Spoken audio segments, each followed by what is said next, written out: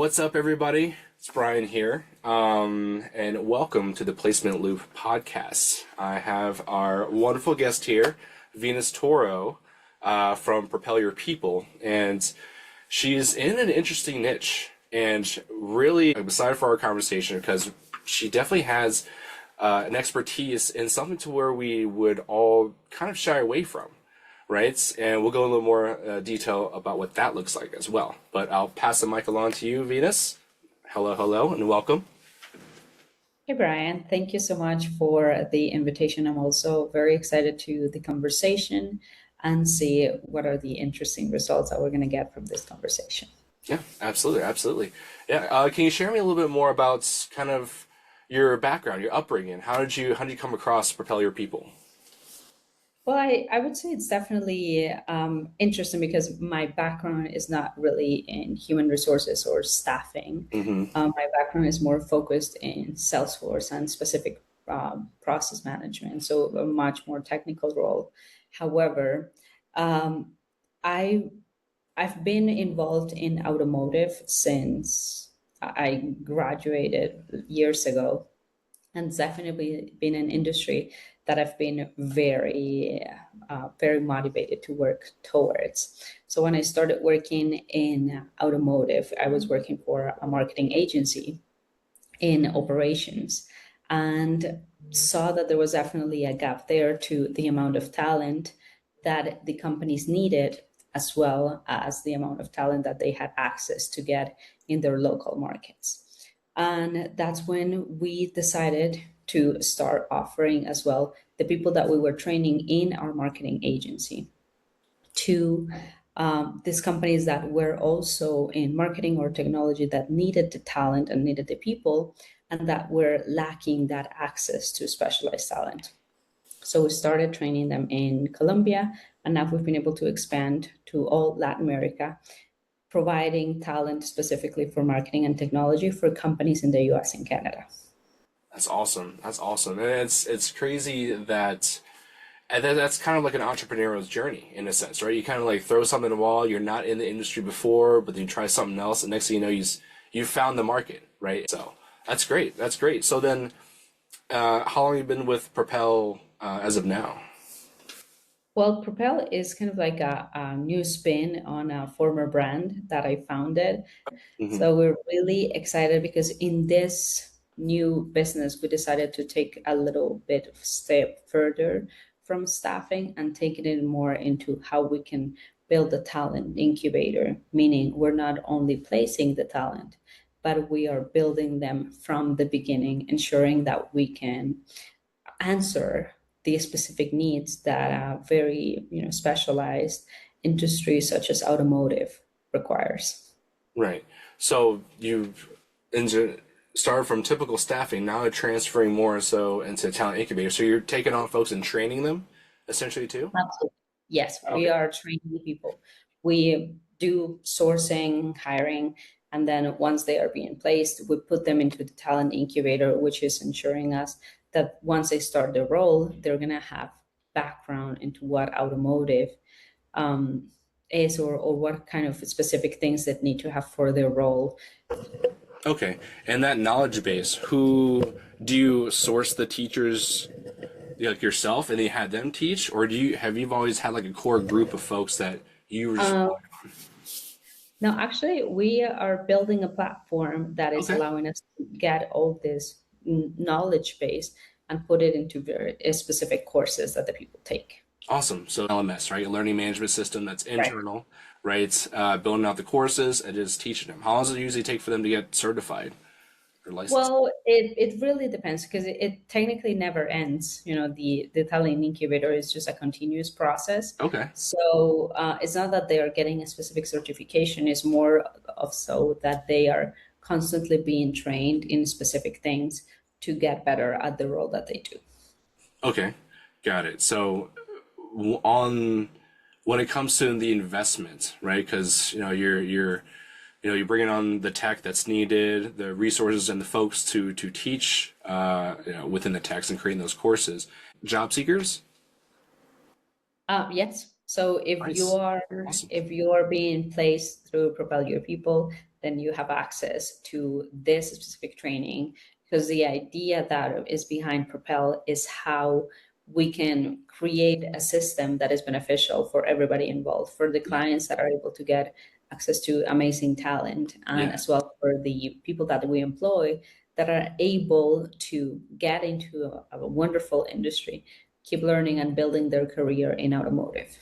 That's awesome. That's actually so for the audience that don't know who I am, that's just tuning in now. Like I have experience in 4 years of staffing myself, but specifically in the U.S. federal government contracting industry, right? And some of those aspects, I wish we had offered a service to train people, because that does allow more placements to happen. Because you're going to find folks that are qualified because they have a great attitude. Sometimes that's all you need, and you can just train the rest. And next thing you know, they're actually qualified to be able to do the role itself that they're placing them on. So that is huge, to be able to offer that. I feel like it's a big differentiator aspect. And this is something that you've recently pivoted to. Like, was it this year or last year? So that's been implemented since like day one. You Correct. said, and you had rebranded before that. What were you doing before that? Was it just digital marketing or? It was, yeah, mostly just Excuse me. digital marketing, and we were not really providing any additional trainings. That's where the need came from. How can we ensure that this is more specific towards what we want to really provide to the market? Not only amazing people that we were already finding, but also how can we all compete to other staffing agencies that would be entering the market? And the best way to do that is from the knowledge and expertise that we already have, and also providing the companies that we work with truly specialized talent. That's crazy. Yeah, so you've filled the gap between folks who need the talent, but the job seeker market doesn't have the talent, so you're building the talent from within, and that's producing some good ROI, I would presume.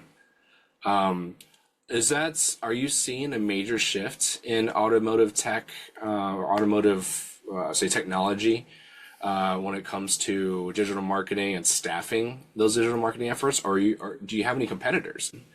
Well, I would say definitely everybody always has competitors, maybe not in providing the exact same value proposition that we do, Right. but definitely when it comes to a company that is interested in hiring people overseas or hiring through staffing, well, they have several options. They could do it with direct hires, with just payroll providers, or if they don't want to handle that, they could do it through other staffing companies but are not truly specialized in what we do, Mm-hmm. or they could go to other platforms for freelance work, for instance. So the options are there. However, when it comes to providing the specialized talent that we want to focus and keep growing, Mm-hmm. I would say that we have a more unique value proposition there. The way you have it set up is that you provide such a unique value proposition that other staffing agencies don't really do. I think staffing and recruiting nowadays is a commodity. It could be a commodity service, right? A lot of folks would be shopping around who's the cheapest one, right, at first, and then seeing exactly, who could still deliver but being the most cheap, right?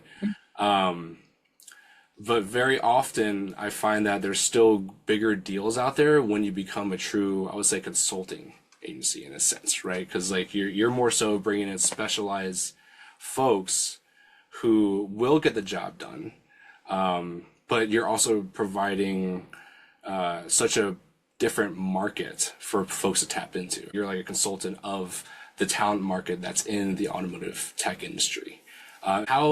How do you get clients nowadays? Well, we have several strategies through specific, through cold outreach. It's one of them, but what has worked the best for us is definitely the connections that we make Okay. Yep. through attending specific events, or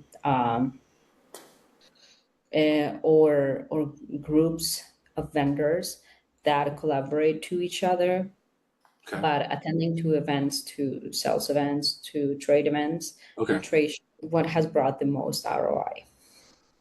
Have you, during the outreach itself, is like cold calling, cold emailing, cold LinkedIn DMing? Is that it's kind of like, Mostly LinkedIn. I'm really not a fan of cold calling. I've always hmm thought that that felt a little bit invasive. So I've I believe that LinkedIn provides much more kind of like communicational yeah, platform where hmm you're not only kind of like sending out information, but also kind of participating in some sort of conversations. yeah, So if you find different groups where your clients are, or hmm you can start really building a network of yeah, the people that you can potentially work with or that you want to collaborate with potentially, that is where I think the focus changes, and it's not so much kind of like just pitching, but instead really being intentional about the people that you want to work with potentially. okay. And with, do you have a newsletter as well that you kind of bring people towards? Yes, we actually just a few weeks ago we launched our newsletter Okay, where cool. we wanted to be able to give a little bit of information or insights that we've been able to gather from, all the recruitment and interview work and people management work that we do. So the idea of that newsletter is to be as kind of like informative and intentional as Yeah. possible, hmm making sure that we're gathering real information and that we're getting insights from the people that are doing the interviews, from the people that are managing people from or the teams, and getting real data and real information that becomes very beneficial for hiring managers or for upcoming leaders or for just owners of companies that are growing their team, hmm where hmm they could find information that would be valuable regarding people management or people recruitment. Got you. Got you. Awesome. So the newsletter is tailored to your clients, essentially, right? The folks that you would Correct. be building the network with.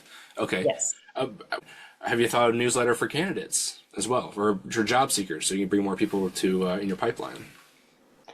Actually, so far we've been very lucky and as well very intentional with the type of candidates that we are Yep. hmm hiring and sourcing. So we haven't had a lot of shortage in finding the candidates, Oh, that's good. but Yeah. we also, I think that that's an amazing idea because we believe that the type of communication that we want to provide to the candidates is a lot different to what we want to provide to our potential clients, Yeah. especially because we would like to inform them like, okay, what are some things that you would find valuable when you hmm are applying to the roles that we provide, or Yeah. what are some of the things that you can find valuable if you're already working with some of our clients. hmm Yep. Yep. Exactly. And so, tell me a little more about AI. How are you implementing AI in your business, or and what's your stance on it? Well, everybody is implementing the AI in some way or another. When it comes to the operations in our company, that is where it's mostly implemented because we have been able to, I would say, the biggest advantage that AI has been able to bring is to provide people skills that couldn't be performed before. For example, with all the no code tools to be able hmm to build systems and processes. So for us internally, that has definitely been kind of like an operational help because we've been able to automate and implement a lot of processes with the help of AI hmm that otherwise we would have needed to kind of like deploy a big development team. Right. But right now we're able to implement it a lot quicker. Yep. Yeah. So when it Definitely. comes to internal processes, for instance, is very much useful. Or when it comes as well to the way in which we are screening the candidates and in the way in where we are presenting them, that has hmm helped us like create a full sequence of a hmm very specific process that all the Yep. candidates must follow. So, are you mainly using AI on the candidates, like filtering, matchmaking process more so? in your We're business? using it for the recruitment process as well as for the internal operations of the company. So when it comes to how do we manage all the information in a single place, when it comes to the performance reviews, the talent incubator, Yeah. Hmm. the management of all the minutia that comes from a larger team, Hmm. that has been we've been able to create a very stable kind of like platform that allows us to see all the information really easy and accessible. Got you. Okay. And when it comes to AI on the business development side, have you explored some of the things when it comes to the business development, sales, revenue side? Mostly for outreach, but Mm. again, I felt like since we are such a niche company, what has worked best for us is kind of using AI for the initial kind of like research Yeah. of potential clients. But when it comes to the outreach, we try to be very intentional and still very much personalized into how to, we get to the people that we really need to talk to. Gotcha. And you're doing that strictly on LinkedIn then. Once you actually start that outreach, you're doing the connection on LinkedIn and talking to folks on LinkedIn. Yeah, that's correct. Gotcha, gotcha. No email or like texting or anything like that, really. Not really, not really. I've heard that now it's bringing better results, but in reality, I would say that it requires a very big involvement of leads that Mm-hmm. you to, or prospects that you want to talk to for Yeah. you to A get. little. You gotta find out where they're at in their business cycle. Um, and so for you as the owner, what is the number one metric that you're focused on in improving your business? Right. Well, I would say for every business owner, the number one metric is sales. Okay. Or, Yeah. um, but I would say that it really depends on each department that I'm evaluating. So, for Mm-hmm. instance, um, one would be kind of like the conversion rate from leads to sales Okay. is a big Yeah. one. Mm-hmm. The when it comes to also ensuring that those sales are being well negotiated so that we are maintaining a healthy margin Yeah. and ensuring that the company becomes as sustainable as possible. Um, for us, is extremely relevant the retention rate, ensuring that all of our hires are staying in the roles, and Yeah. Mm-hmm. um, we've been very intentional about that, and we've achieved a 97% retention rate Awesome. with the Nice. candidates that we place. That's amazing. So we Man. put a lot of effort into ensuring that they feel as fulfilled and productive in their roles. But and when it comes, of course, to recruitment, the ratio of how many candidates are we sending versus how many candidates are being accepted.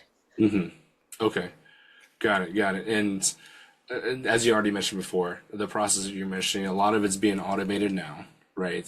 Leveraging the AI. So, and I presume that you're also using some of the AI to retain candidates too. Like you're, like you have like tasks and automation flows that kind of get that pings your team to reach out to those managers as well to make sure that everyone's fine. Yeah, yeah, of course. We have Yeah. all that process automated to ensure that we are following the sequence of Yep. communication Yep. with our clients and the candidates. Where do you want to see your company in 6 to 12 months? Well, for short term, since we're still kind of like in our initial years of operation, we are hoping to double by the next year as well. Mm-hmm. Or in the Double. amount of hires Okay. that we have employed right now, because I believe that those are the healthy margins as well for a staffing company in their initial years. Mm-hmm. Um, but we're really looking forward not only to ensure that level of growth, but at the same time being able to refine every time more the talent incubator system that we've developed, because we really believe that that's where our core value proposition lies. Mm-hmm. If you could solve one major challenge today related to overseas staffing, or the client perception of overseas staffing, what would it be? Um, it's the issue regarding uh kind of like the perception that maybe because they're not in the same country, there's going to be this disconnection Hmm. of culture. And I do believe that there can be some cultural differences. However, I would I would dare to say that those could be more beneficial sometimes to businesses when it comes to how we diversify the way of operating, as well as how we are um, kind of like including as well what are the advantages from one culture versus another one, because I think we always see that that diversification brings us values that maybe we thought were not relevant teams. Hmm. Yeah, understanding the talent that's actually overseas and not generalizing them, and understand the actual real skill sets that they bring to where it'd be most beneficial for the company itself, right? So everything is more like niched down, right? Just trying to navigate the waters, right? What would be the one or two pieces of advice that you would tell your younger self?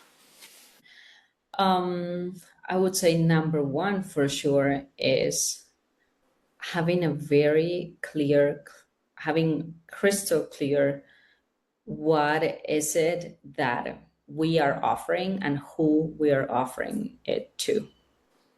Because I think that when you're starting, it's very easy to change your value proposition, and it's very easy to want to take every single contract that you could have just Hmm. because you need to establish that. And I do think that that's important at some point, or at the very very beginning. But the sooner you're able to identify who your client is and what you're offering to them, the easier life is going to be. And that's a dangerous advice too, because sometimes you need to maintain that clearness of what you're doing and who you're doing it to, Hmm. but also keeping in mind that you need to be flexible enough if you need to change that, being able to change it quickly. Definitely tailoring the offer and your target avatar, right? Who you gonna sell to early on. That's great advice. 100%. Venus, thank you very much for the time. Where can folks find you? Well, you can find us at LinkedIn as Propel Your People, as well as in our website, propelyourpeople.com. Or you can contact me directly to Venus at Propel Your People. I'll put the links in the description so it'd be easier to find. And then, yeah, Venus, thanks so much. Thanks for the time, folks. We'll see you in the next episode of The Placement Loop. Thanks so much. Thank you.